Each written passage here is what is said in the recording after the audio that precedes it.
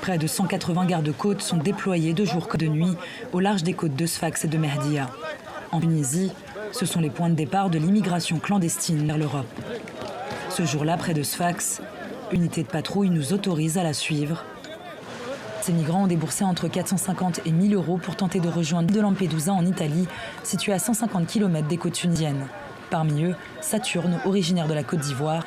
C'était sa 3e tentative de traversée en mer depuis Sfax, où il réside depuis 3 ans.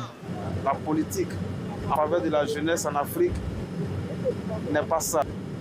Donc, on espère une vie un peu plus meilleure en Europe. L'embarcation de Saturne a été interceptée dans la nuit par 2 Zodiacs de la garde maritime. À bord, une quarantaine de subsahariens et 3 jeunes Kurdes originaires du nord-est syrien.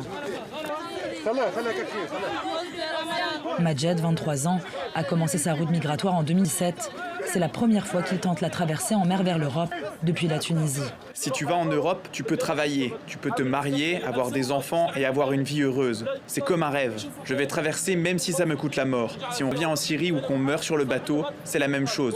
Soit je meurs, soit j'y arrive. Au cours de cette opération qui aura duré plus de 13 heures, 273 migrants ont été interceptés par la garde maritime. Arrivés au port de Sfax, ils sont évacués par les autorités tunisiennes.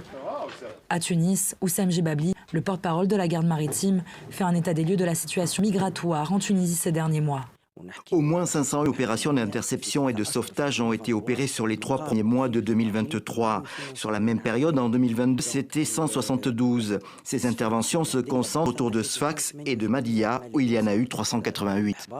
Selon l'Organisation mondiale pour l'immigration, au premier trimestre 2023, au moins 441 migrants ont perdu la vie au cours de naufrages en mer.